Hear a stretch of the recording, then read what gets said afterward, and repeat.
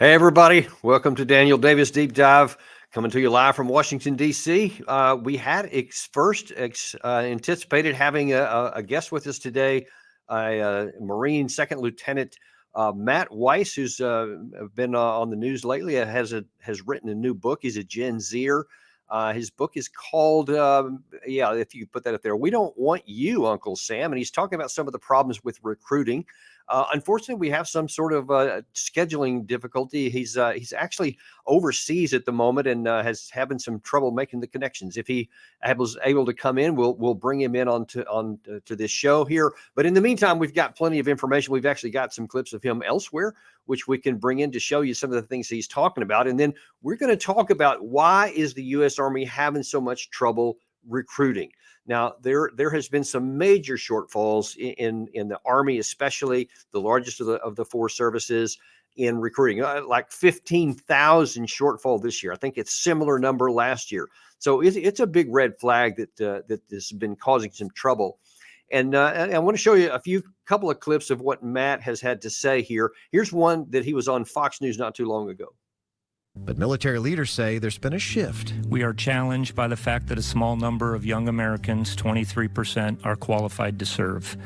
Fewer still, we're finding, are interested in serving. And that's something that we are working very hard to change. People don't really know what the military is, who actually serves. It's not so prevalent anymore. 25-year-old Marine Matthew Weiss wants to be part of the military solution to recruiting Gen Z. He wrote a book called "We Don't Want You, Uncle Sam." Frankly, I saw on television a lot of admirals and generals diagnosing this complex recruiting crisis. But I thought in my head, I said, many of those amazing leaders, they were recruited 20, 30 years ago. They don't know what's on my little brother who's in high school's Instagram feed. They don't understand sort of some of the Gen Z specific perspectives. So I wanted to arm them with this perspective. I wanted to analyze my generation and give my generation a viewpoint on a few things, then explain to them, hey, how can we change or alter the military to do it better maybe? Yeah, that's a good goal, to say, hey, you guys need to understand a little bit about what we're all about here. It's not just about, your grandma's or granddad's World War II generation, or even the Vietnam era, or even from my Desert Storm era. I mean, the reasons why I joined the service, and I actually, just for your knowledge and a little bit of background, I actually joined, first of all, as a private back in 1985, and I joined as an artillery branch. I was a multiple launch rocket systems crewman, went to Germany for a while, and then later got out and came back and got a commission and came back in as an officer, and ultimately retired as a lieutenant colonel in 2015. But I actually was part of that group that volunteered to serve just in the regular Army. I signed an initial tour of duty to serve the country in there, and it was mainly be out of a sense of patriotic duty. I felt that it was my obligation to the country. I was going to graduate college, and I was going to go on to serve. And at the time, I actually thought it was going to be as a coach and a teacher. It turned out to be something very different. Because once I actually served in the military, I'm like, oh no, I really do like this. But the reasons today are very different here. And I believe I see we have Matt has joined us here. So let me bring him in live. Matt, sorry we missed you at the beginning here, but good to see you. How are you? I'm doing great. Howdy. I'm coming to you live 10,000 miles away at a good 5:30 in the morning. Sometimes we have some network issues, so I apologize for jumping on late, but I'm happy to be here. Well, I'm glad to have you. Wow, I didn't realize it was quite that early in the morning there, but I'm even more grateful to have you on board here.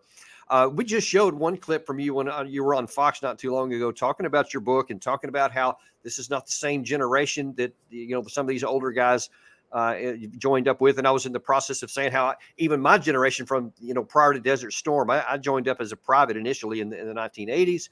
And some of my reasons are different than they are today. So you've now written a book to talk about some of these differences. And if you could just real quickly, just tell us, why did you write this book and what do you hope to accomplish with it? Absolutely, sir. So I wrote the book. Thank you again for having me on. I wrote the book because I saw on the news this constant talk about the military recruiting crisis.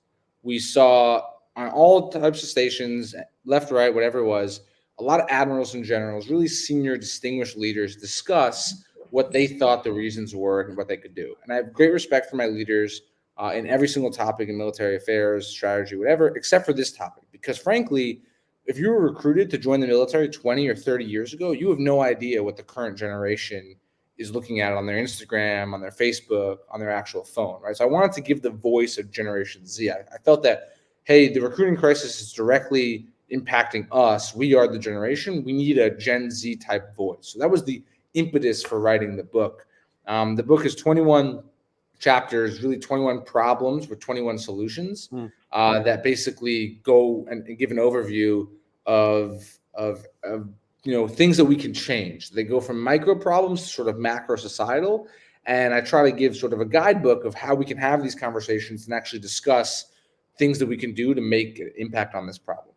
Now, I'm just curious. I actually did quite a bit of writing when I was still on active duty, and it was pretty difficult in some ways, especially if it was something that maybe the senior leadership didn't want to talk about or so. And I'm just curious, as someone so young in the career as you are, how did you approach the Marine Corps to get them to buy off on doing this, and then all these media events that you're making? Yeah, it's a great question, and actually I found the opposite, which is good, because the topic is so important and they're really looking for such key insight. They're pretty supportive of it, right? I'm not bashing the service in any way. I'm not writing an expose. I'm obviously an intel officer. There's no classified information in the book. My mother theoretically could have written the book. It's all public knowledge, I guess, but I condense it in a way that they're actually interested in. I spoke to a lot of senior commanders who actually helped give ideas, right? I really crowdsourced a lot of these ideas. I will not take credit for every single idea. I mean, they're my writing, but a lot of them are discussions with people and junior enlisted as well. What do we think is right? And they've been very supportive. The DoD reached out initially upon launch, had a great conference with a lot of DoD policymakers. All the Marine Corps senior leadership have, great discussions with them. All branch senior leadership, really excited to have me on these podcasts to talk about this issue. Because frankly, we all need to talk about this. The more conversations we can have to unearth the best possible ideas, the better we're going to be.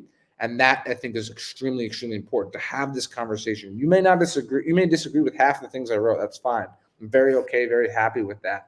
I need us to have this conversation, though. We need to have these ideas discussed. I agree. I mean, because there really is no single right answer. There's just a lot of these are the things that are, and especially when you're talking about someone giving them reason to join the service, there's 1,000 different reasons why people do. So you have to try to find the commonalities and make sure at least that you're doing the best you can to make it appealing to the most troops that you can at any given time.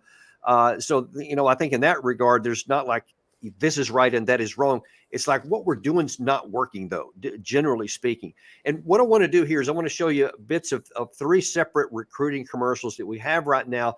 And then I'm going to ask you a couple of specific questions after each, and any opportunity that you have to say, hey, this is, chapter 7 of the book where I talk about this and explain how that's leading into it. Because I think what you're going to see here is 3 examples where we may be missing the mark a little bit. And I wonder if you could maybe say, all right, here's what maybe they could do, the recruiting, to improve on that for the next one. So, Gary, let's run that first one. That's the kind of the current, the Be All You Can Be commercial. Okay. Now, I'll just admit, let me just put this on the stake, both for you and for all of our viewers here who are watching this, is that I'm coming at this, maybe I'm one of these old dinosaurs that you're talking about, we need an update or whatever, but I'm also coming at it from somebody who's had 4 combat deployments. And when I look at some of these things, I'm thinking, okay, it's important to recruit people to find out where they are, but everybody needs to know tacitly and expressly, rather, that by joining up here, you may be having to go into combat here, and you may have to put your life on the line and potentially sacrifice it for your fellow troopers and for the country. And when I see stuff like this first one here, I'm thinking it looks more like adventure training, and there's a little happy piano music in the background, and there's a guy who's just smiling like he just made an adventure jump and he's so cool and his buddies are walking with him. Are we downplaying enough of the potential risk and hardships and to try to make the pleasant stuff? Or do we have that balance right? Yeah, the one thing, so I'll say, and anyone that's jumped before, you're not usually smiley and happy after you. Some people are vomiting and extremely nervous, and it's a right. you got sweat on your face. It's sort of a brutal process. So I think it's a good question, right? If you actually look at the recruiting crisis on many ways, I think one of the things we actually will be okay with, there's always going to be a cadre of Americans that wants to be the tough door kicker, frontline infantry guy or girl. And just, we can talk about that. That's an interesting topic, the female male debate. But you're always going to have that cadre, right? That I'm not as worried about. I'm actually worried about a lot of the service side jobs, the jobs that could be, I could be supply at McDonald's or I could be supply in the Army, right? And that's where you're trying to recruit a lot on the margins, right? You're just trying to explain, hey, time in service is more meaningful, it's more beneficial. We need to convince people not to take the McDonald's job, but to actually come and do potentially a very similar job in the military. That's where you're losing a lot of people. Now, with directly though about sort of the intensity of the force and the actual combat level, I think Gen Z, one of the things, the way I'll respond to this, I talk about in chapter 2, differentiating through competition and just how you reach us. We are a competitive generation. We also understand, because of social media, when I post online, right, I know instantly I get feedback, how many likes I get, how many likes my friend gets. We're competing with each other socially, right? We understand that we thrive on competition. We're not all this happy, everyone gets a trophy generation like the millennials were, right? We want competition. I want to compete. If I'm jumping, I want to be able to say I hit the mark 10 times better than my friend who jumped, right behind me, right? So we like that competition. We like that grit. We also know when we're being marketed and sold to, right? We're very good because everything's online. I always am getting, sales pitches. I'm exposed to it. Kids were not marketed to back in not as much back in before social media. Now I get product reviews all the time. I understand sales. Gen Z understands sales better than other generations. So we know when something is like, well, it doesn't really seem right. We know when it's not matching up, when I could see a TikTok of an Army guy jumping and, the nice rosy video, right? So to be very truthful, I think, about what the time in service is. So can Gen Z handle the truth? And I think they have to. I think you actually have to. Not only can they, some people obviously in my generation are can't, and exclude them from even the concept of serving or the concept of potential. But those that are on the border that you're trying to convince, the larger group that you're trying to explain, you need to show what the truth is. You need to explain, yes, combat is a brutal thing, right? Yeah. You're going to have extremely difficult days, right? Like the one thing I'll give the Marine Corps credit when they show these really intense, rough training video. Training is tough. Mud on your face, crawling through the barbed wire, not easy, not fun. Like you're going to have that brutality, right? And you need to be open and honest with that of, hey, there are some days that are going to be terrible. You're going to be, for every one jump you get, you're going to be in class for 1,000 hours and packing your chute and learning that, right? But the more honest that we can be, I think you're actually reached. You'll be like, hey, listen, it's not going to be great, but the one time I do get to jump for all that reward, that could be an amazing experience. Yeah, totally agree with that. All right, now we're going to show you another one here, the part of a commercial here where there's a different focus on it.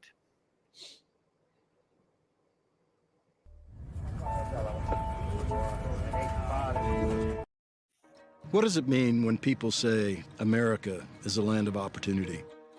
It means we strive to be a nation of limitless possibilities. Exploring those possibilities isn't just an inclination. It's our greatest strength, the power to discover. To redefine yourself. To improve yourself. To challenge yourself. To challenge yourself. To challenge yourself. To realize there's more in you than you ever knew that you could do. To be all you can be. To be all you can be. It means never assuming something can't be done. And if it's the right thing to do, never stopping until you achieve it. That's how the U.S. Army has succeeded since the founding of this country. Since the founding of this country. Giving people an open field to explore what they do best. With the best tools. The best training. The best technology in the world. The possibilities really are endless. And the world sees that. It's what we fight for every day. Every day. Every day. Seeing those possibilities, then going out and achieving them. That's okay, we'll cut it off there. That continues on to run for a while. But you see there, this, the focus is, the first part is I want to challenge myself. And then you can see that this one a little bit more does show some of the difficulties, more of the rigors of it than the previous one did. And then it also shows, like you can also be humanitarian aid, perhaps, because we certainly do a lot of that too. So how would you characterize this one in terms of, is this the right focus to say, I want to challenge myself? And there's also the underlying theme of diversity, because every one of those first 5 or 6 people were of different races and ethnicities and all that. Is that too much, or do you think this one's a little bit more on the mark, that it's going to appeal to the Gen Z folks? Yeah, so it's a great question, because the whole diversity question is something we don't want to avoid. Gen Z wants to talk about it, and we shouldn't be so afraid that, like, oh, if I say something wrong, like, we need to have these conversations. I'm happy you bring it up, right? And it's important. So yes, obviously I have a key diversity chapter. I believe it's chapter 7. No, it's chapter 19, right? America's unique tapestry, right? Look, diversity matters to Generation Z. There's no question, right? It means a lot of different things to a lot of different people. And we don't want to be ever seen as pandering to this group or that group, right? Again, the lack of authenticity in some of the commercials, that was, by the way, probably better commercial. The Be All You Can Be campaign is strong overall. I think there's a lot of goodness to the campaign, so I don't want to just bash. Yeah. It's easy to bash when you're on the outside. I think what I will say, you don't want to pander to one group or the other, and that commercial doesn't do that. I think in the past, other commercials did, right? I think the Emma commercial you had in the beginning, that got a lot of flame for, right? It was sort of too overly selling to, like, you look different than me in this group or whatever, right? We all know in service, you're reliant on the person next to you for your life. You don't care who they are, where they came from, what their backstory is. Like, you want the best person possible, right? But I think Gen Z does want to know, as the demographics of the U.S. change, frankly, right, that yes, the military is a welcoming place for all different races, for all different genders. We do have a big problem. So let me ask you this. So I can tell you from my own experience, along the point you just made there, obviously, I mean, America is a multi-ethnic country. I mean, across the board, it's self-evident and it's obvious. So when we're in a unit, and especially when I was in some combat units, we're focused on creating a unity and a teamwork within the troop / company, up at the brigade, battalion, and then and the entire regiment in some of the cases where I was in the armored units. That's all we're focused on. No one ever said, all right, let's make sure we have enough of this ethnicity and this diversity and this other whatever category. No one cared anything about that. If there was if one company had like 40% black and another one had like 12% black and another one Hispanic, no one cared anything. No, we didn't even pay attention to that, because what we did care a great deal about was how good that guy is at his job and how good they are at performing their tasks so that our left and right flanks are covered. And so when I look at this video here and I see that they're making a big effort to put all the different ethnicities in the commercial at the same time, is that something that the Gen Z actually cares about, that they would say, okay, cool, I'm glad they put that in there? Or do they even notice that as well? So the big data and polling will show Gen Z is more socially conscious. They do care that all groups in America are represented. So they're on the mark with that. I think the larger messaging, what people that are interested in the military are afraid of in many ways, and that's sort of missing the mark in the larger societal, is this overemphasis that because my skin color is this or yours is that, or my religion is this and yours is that. It's such an emphasis. And one of the beautiful things about the military, as you just said, is it's one of the few places in society where none of that matters. We have people from all over, like I said, every single possible background. My Marines that I lead here, every single possible background that there can be, and we are all truly united as a team, right? At boot camp, at OCS, we were all equal because we were all lower than dirt, right? In boot camp, we were all equally yelled at. You were all pushed into the ground, equal level, right? It didn't matter where you were from, right? Good training experience, and that's the point, that the military, once you're in, it doesn't matter, right? You're all together. You're forming this cohesive team. It can't be, well, I don't do this because of this. We're all united, right? It really is one of the few sectors of society that actually gets along, because my life is in your hand, is in mine, right? So that is a super important point. I think it's okay for them to show different faces in the military, specifically in that commercial. I don't think that's so off the mark. And it does have to be spoken. Look, Gen Z, again, like I said, is more than other generations maybe are okay with or want. Like, we care about this issue, right? It matters to us. But even with us, it can't be the overemphasis thing. It can't be the overriding push that, we all have to have equal parity all of a sudden of equal numbers. Like, that's not the goal. Perfect representation. Like, it shouldn't be hitting the number. It should have to be hitting the person. Things should be done to get all communities inclusive. And we want to draw on the entire tapestry of America. That's important, right? You can't have some communities supporting the defense and not. These are issues that we have to get encouraged, but it can't be the overarching thing. At the end of the day, when we show up at OCS, we're all equal. I'm candidate 1, you're candidate 2, and we're all going to get, through the shit together. So, all right, now for this third one here, we're going to shift to a little bit more of a controversial topic that's got lots of people kind of up in angst in multiple different directions. And this one is the whole, what some are deridingly call it the woke culture or whatever. So the question I'm going to have as you watch this next one, is the military, and especially the Army in this particular case, are they going too far with trying to make everybody happy and focusing on this? Because what you're going to notice, I'm going to show you most of this video, probably about 2/3 of it is more on the background of the person, and only the small part of the end of it is actually on the service part. Watch this. This is the story of a soldier who operates your nation's Patriot missile defense systems.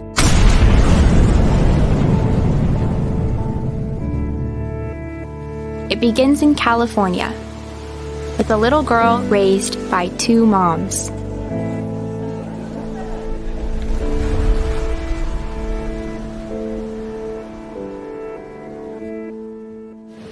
Although I had a fairly typical childhood, took ballet, played violin, I also marched for equality. I like to think I've been defending freedom from an early age. When I was 6 years old, one of my moms had an accident that left her paralyzed. Doctors said she might never walk again. But she tapped into my family's pride to get back on her feet, eventually standing at the altar to marry my other mom. With such powerful role models, I finished high school at the top of my class, and then attended UC Davis, where I joined a sorority full of other strong women. But as graduation approached, I began feeling like I'd been handed so much in life, a sorority girl stereotype. Sure, I'd spent my life around inspiring women, but what had I really achieved on my own? One of my sorority sisters was studying abroad in Italy. Another was climbing Mount Everest. I needed my own adventures, my own challenge. And after meeting with an Army recruiter, I found it. A way to prove my inner strength and maybe shatter some stereotypes along the way. I'm U.S. Army Corporal Emma Malone Lord, and I answered my calling.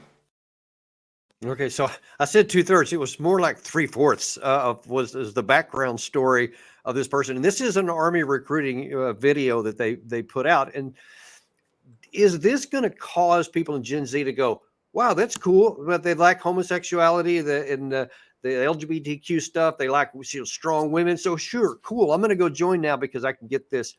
Or is this it's certainly having a negative impact on a lot of the constituency I've seen. And just what's your honest view of that? Yeah. And I think it's important to be able to have an honest view, right? And to be able to show what the polling showed, that was an extremely unsuccessful commercial, right? I'm not going to mince words, and that missed the mark. I have great respect for that service member, nothing against that, right? But that turned a lot more people away from the military. That commercial has been very much obviously discussed than it did turn on, unfortunately. And we have to be okay with saying, hey, why is that? What if you've looked at the polling, what is the reason why it was unsuccessful? Yeah. And so again, we have to be okay with saying, hey, we missed the mark. Now, if you look at the reason why, if you look at the polling why, I think, yes, there is a fear in the military, right? For a long time, and fully look at the polling in the military, most of the military, the majority has been white conservative men have served in the military. That Southern white conservative men has been the largest constituent in the military. That's an important factor too. Right? We can't just neglect that the group doesn't exist. That group cannot be alienated in itself. As we try to bring in more groups, you can't alienate one group completely, right?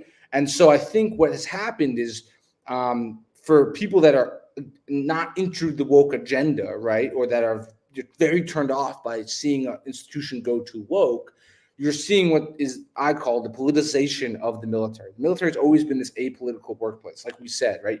You can be of any side of the aisle, but you're coming together for a larger cause to defend American freedom.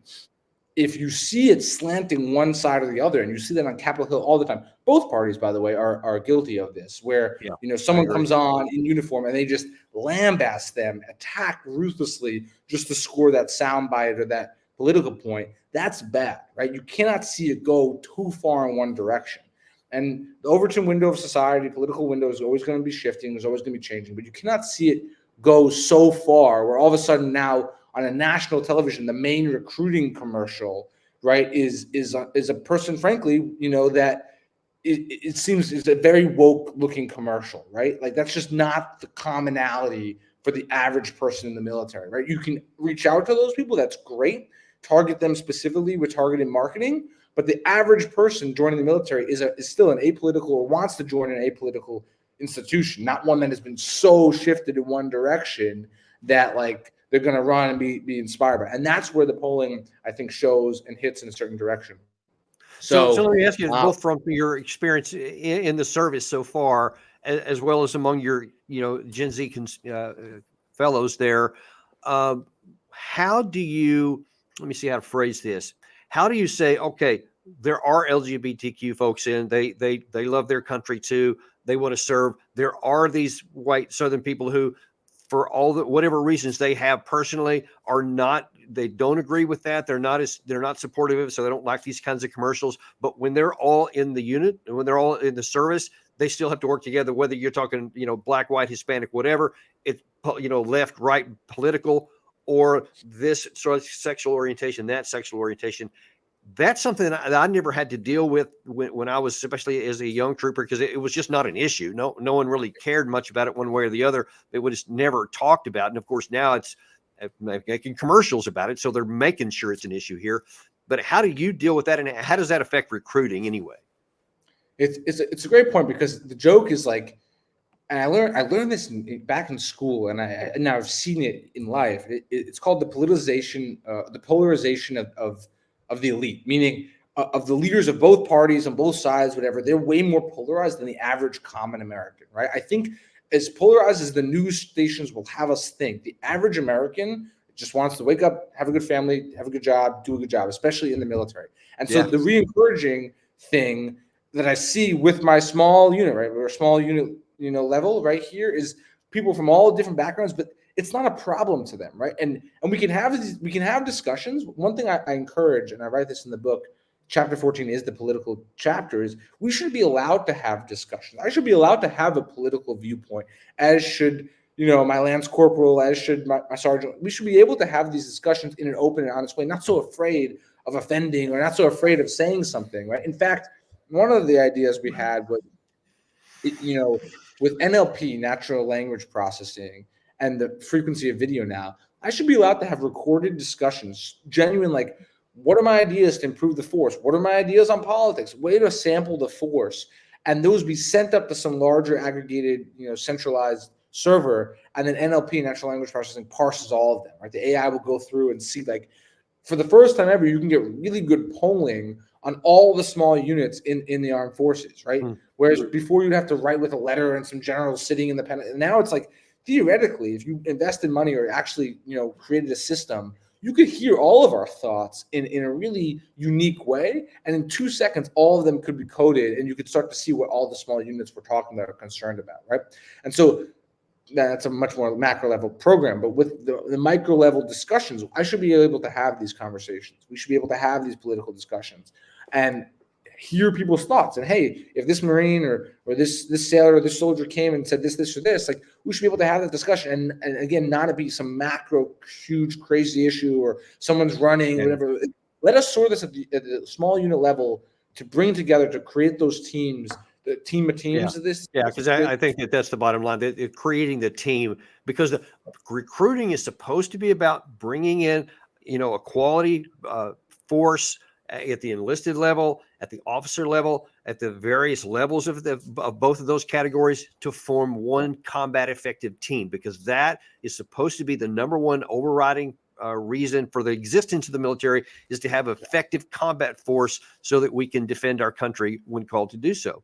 Now, in the last section here, I want to talk just real briefly on a completely separate topic, but I think is really important to recruiting, or at least I believe it is. So I'd like to see what your book has to say, if you know anything about the polling in this particular area here. But first of all, I'm going to play you something from just earlier today, where Secretary of Defense Austin was talking to some of the troops that are helping in the Ukraine mission there, and he told them this. Thank you for doing what you do. And I hope you realize how important this is. I know when you're working hard each and every day and things are going not quite like you want them to go every day, you sometimes question whether or not what you're doing at that time is really making a difference. It is. You are enabling us to provide support to a country that's fighting for its existence. There's probably nothing more important than that. Without you doing what you do, we would not be able to do the kinds of things that we've done over the last 21 months to provide meaningful security assistance to Ukraine. Okay, now I'm not going to ask you to comment on the Secretary of Defense because you're in active duty, and I appreciate that. Exactly. So I'm not going to ask you to do that. I'll make a comment, then I'm going to ask you just categorically for you to talk. And again, seriously, not about him, but this is a good vehicle in here. What he told those troops was, okay, you may think that you're not doing anything that's going to matter, but it really is. It really is making a difference in all this. But as we talk about on this show routinely, and have been, really ever since we were formed, is that the war is not going well. It is not succeeding. The Ukraine side is not making any difference. We had a show on just a couple of days ago that showed how if you looked at the battle lines 1 year ago and exactly 1 year later, there's virtually no change. So you can graphically see it's not making better. Now, the troops can see that. They know that what they're doing, they've been deployed there, they're helping out with this or that, but they see it's not making any difference in anything. And so when you have someone of a high rank that come and tells you, hey, you may not think it is, but it really is, you see that there's going to be a temptation to kind of roll the eyes and go, yeah, it really isn't. But I guess if you're telling me that, that's fine. What is for the Gen Z folks when they hear people saying things that don't seem to line up with what they can see and observe with their own eyes? What kind of an impact does that make? So it's a good point about sort of look, the DoD is one of the largest organizations in the world, largest employer in America, right? Besides Amazon, actually. So technically second, but I know it's crazy, first time ever. But I think I learned in business school that relates to sort of what I was saying earlier. That's a good way to answer this. Is the people at the lowest level, at the closest point of the problem, know the best solutions that are out there. So this is one of the reasons I wrote the book, right? It's because I am close. I agree with that. Just recruited. I was just brought in. I know better about the recruiting cycle than someone that's making a decision all the way up there. They have a lot more data, but they don't know like the fine point details. Same thing with larger. One of the biggest problems we always have in the military, this is in all the training manuals, is the general has all the information. But if the general doesn't come out and see the frontline troops or see the battle positions, right? I listened to Secretary Mattis describe when he took a plane above the battlefield in Afghanistan, right? And actually was able to see various areas and valleys, right? To actually get that frontline perspective. If the general doesn't come out and see that, then, and they don't stay connected to that frontline tactical troop, then we're in trouble, right? We need to keep that information flow, that feedback flow for both warfighting, but also information super, super tight. And so I think the way I'll answer, right, again, not speaking out of the chain of command, not whatever, is that, again, you need to be transparent with the frontline troop in every single situation, right? And you need to be able to glean key insights from them. So if the frontline troop is waving his hand and saying, hey, this is an issue or whatever, there needs to be a streamlined process to pass that back up. So just to bring it to recruiting, but also just morale in general, like if the frontline troops are saying, barracks are bad, we are having a massive issue, we need these fixed, you could say, okay, that they're whining and they're being soft. Maybe that's true. Or these are a massive issue and they're like, they really are bad. Yeah. They're raising the alarm. Like we should be doing something about this. But I don't think there's because it's such a big bureaucracy, and that's not to anyone's fault. That's the nature of what it's become so big, that there needs to be a good streamlined process. That's why one of these ideas, like it would be so nice if I could record a video, right? The barracks are bad. Look at this. I am a Lance Corporal, one of the lowest ranking enlisted, right? I send that up to this larger cloud system, right? This larger aggregated database, right? And it doesn't get responded to initially by a general. That's not the point. But if 1,000 of us were able to send up the same video, look at the barracks, maybe issue, whatever, then you send all that up, then you're going to start to see, wow, 1,000 troops in one day sent this thing up. That's an instant feedback. We need to get a move on this, right? Yeah. Or And now you've 1,000 got troops. video evidence. You don't have to take, he's just whining. You're like, oh, crap, that really is bad. Yeah. So you see it. Exactly. You're able to aggregate data so much better. It has to be a good streamlined pass back, And look, I'm very supportive of my senior leaders. I do have full faith. I am actively, I'm not just saying that, right? I also believe, you believe in the chain of command. I will never speak ill or out against the chain of command. Yeah. Obviously, while there's a privilege as a citizen you have that I don't. In any way, I believe, I don't believe people are actively trying to do things negatively to hurt the country or hurt the growth of the country. But I do think what often happens as we rise in rank, your view gets much more clouded. I've seen this in briefs that we've given, directly ourselves, right? The view that I can give a captain is much more direct than the view I would give a 2-star general, right? The captain's going to hear, hey, sir, this is wrong. You need to fix this. Versus the general, it's going to be like, here's the PowerPoint brief, and everything is fine and dandy, and you get 20 minutes. Right. Yeah. I've seen a lot of those. Exactly. As much as we can. Yeah. So okay, then let me ask you just one last before we leave here, because I think this might be one of the bigger issues, and my personal feel is that this is one of the major reasons why the numbers for recruiting are significantly low across the board, especially in the Army. Earlier today, I was on News Nation and was talking about a specific situation with the U.S. troops. There's a small number of U.S. troops that are on the ground in Syria and in Iraq. They have been there for many years. And as I've argued relentlessly on both television and in written products, they're not serving any valid purpose for the United States. They're just basically there. And so now then we have this risk because of the war going on in Israel and Hamas, that a lot of these radical Islamic groups are targeting the U.S. troops, Kataib Hezbollah in Iraq, and then several others, Iran-based in Syria. And our troops have been attacked 61 times since the 17th of October. Many of them have been wounded. Thank God so far none have been killed. But I was asked today, what do I say about the senior U.S. leaders who claim that, in fact, they are there serving a vital need to the United States? But I argued this.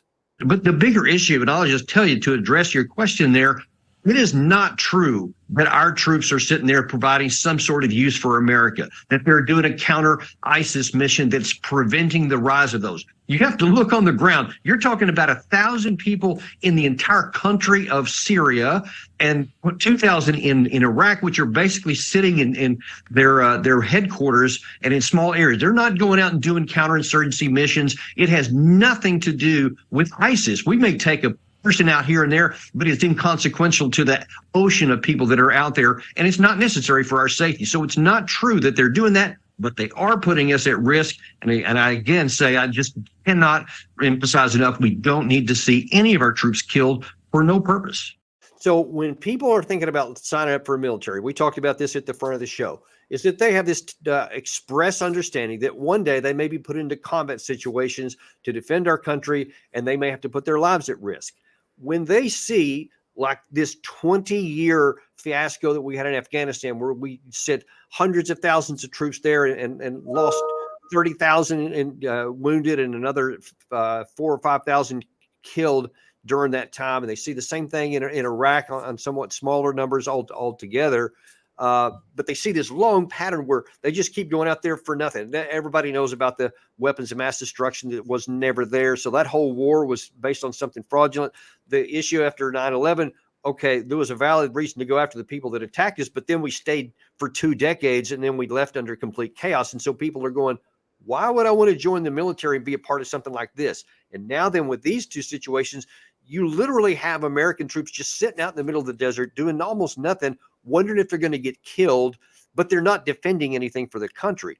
Is that having an impact on people wanting to sign up? Forget about all these, benefits and education benefits and other things they can learn when they think, am I going to go and be also sent out there in the middle of nowhere, just wondering if I'm going to be killed for no reason? What kind of an impact do you think that has? So I think the larger mission, again, will not comment on your troop deployment and specific missions, obviously, but I think from a macro perspective, right, I think two things hold true. People join the military because they actually want to defend the country and do things. So they do want to take active roles. They don't want to sit in garrison. They want to deploy. They want to go places. They want to have a part to say that, they impacted history and they impacted the country. And the second part of that, I think this goes into the comment, is they want to feel like they made an impact and a difference. They didn't just, sit somewhere because they were told and, eat chow and, lift weights and not actually have an active mission and active impact, right? And so I think one of the larger issues in a peacetime military, right, which we definitely we are now, right? We're shifting majority to a peacetime military, which, look, we're not here to say when the country goes to war or not. Like, we obviously want peace more than we want war. But what are the missions? Are the missions truly building future defenses? Are they truly supporting the safety and security of the United States and our allies? Or are they, is it hard to make that gap? And if it is hard to make that gap for whatever, specific, again, won't comment specifically on those bases, but whatever those troops are doing, whatever, it needs to be explicitly explained, hey, this is the impact you're making because of X, Y, and Z, even if we can't see the full picture. Yeah. So let me ask you a specific question, specifically on recruiting. So there is really a next level of what I just described there. There's several other former military members and members of Congress who are saying if any of those troops are killed, then we need to go after Iran and we need to strike directly in Iran. And of course, that could cause even more American casualties because it could draw us into a war. So along with like that question that was just posed on the screen there, when someone's thinking about being recruited, do they think, I don't want to go to war with Iran. We don't need to go to war with Iran. That's not defending the country. That's just you talking, Mr. Congressman, about sending our troops over there. That means me, if I sign up to go fight some war against somebody that we don't even care about, that's not even doing anything to America directly. Is that affecting the recruiting to people saying, I don't want to join the army if I'm going to go and get deployed and maybe fight a war with Iran? So it's actually an interesting point because I think you're going to have a half and half answer here. And it won't satisfy one or the other. And the reason is, I do think there's a large cadre and contingent that wants to actually deploy and actively do something. So there is. I've seen it. I agree. That's entirely true. So there's going to be some group that actually wants to, but there's going to be other people that are deterred that are like, hey, maybe I was thinking about taking that supply job at McDonald's military, but if there's a war on the horizon, heck no, I don't want to do that, right? And that's where you run a tricky issue. It's actually I've never been asked the question. It's an interesting point.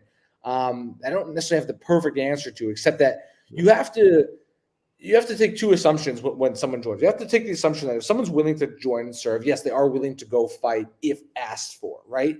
And the larger spectrum and sphere in the country, right? We don't want to be a belligerent, bellicose country constantly running around fighting, right? It's not good for the nation. It's not good for our economy in any way. And Gen Z will say, hey, what is this? This is crazy. We want to have purpose, right? Like, I think, again, just look at the two recent wars. The Afghanistan pullout had a negative effect on recruiting. Data shows that. And a lot of young Gen Zers are saying, what do we do all this for? What was the purpose? And you look at the 91 Gulf War, and you could probably say that probably had a boost on recruiting. It was like, wow, America was kicking butt. We came in, had a very tight, defined task. So the way it sort of makes sense is, hey, the military has to win. The more the military wins, the more the country wins, the better recruiting is going to be, right? If desire for the country, desire for the military goes down, trust in the military goes down, which we're having some troubles with, then you're going to have a lack of recruiting, right? So we want clear, defined policy goals that we can all shoot for and attain, not get whipsawed around left and right. Like, if we have clear, defined policy goals, you're going to have desired, strong recruiting and desire to be on the quote winning team, right? That's an important factor. So morale, it's really a morale question. Morale and guidance has to be high. We want to know that our leaders are competent, working in the right direction, and getting us involved when we need to be involved, but not overly involved. I think is the short answer. Right. Yeah. All right. Yeah, I appreciate that. That's such a good point that there really is two views, but especially when you're talking about recruiting, I think there's probably more in the category that don't want to go fight an unnecessary war than those who are looking, for that just honestly do want to get in there. And frankly, we need both of the troops, because sometimes if you have to go fight, you want guys who actually do want to fight. That's part of the hardcore truth about having a military that has to go fight sometimes for your defense. But we will leave it right there for now. Matt, thank you so much for coming over here. Here's again your book to anybody who wants more details. We Don't Want You, Uncle Sam, and recommend that because it's got lots of good information you're just not going to get anywhere else. That's a very unique book that you have there, and we're very grateful that you got up so early in the morning to be able to be on our show today. We're very grateful and wish you nothing but the best of success, man. No, thank you so much, sir. I really appreciate you having me on. I think it's a super important show, and I had a great discussion with you. Thank you for everything you've done for the country. And yeah, my parting message is these conversations are important, specifically around recruiting. That's obviously what I'm focused on. But the more people that have insight, that have these conversations, the book is written to be the dinner table conversation. Even if you're not in the military or not any connection, what would make it more interesting? What would make it more interesting so that every community is involved? Because we all gain the benefit of public defense. Every community in the U.S., doesn't matter where you are, is gaining the benefit of living in this free nation. We all, as a community, every community owes something to it. Even if they're not going to send, a member of their community to serve, they owe something to think about it. What can make it more appealing? How can they better it? And that's sort of my parting message. So thank you so much. Perfect. You bet. Very well said. Thanks. And we thank you for watching. We're going to continue to be unintimidated and uncompromised on bringing you the truth. The things that you need to know that you see underneath the headlines here, we're giving you the details that you need to understand your world around you. Thanks. Be sure to like and subscribe and pass this on to your friends who also want to have the unvarnished truth, because we're going to keep giving it to you. We'll see you next time on Daniel Davis Deep Dive.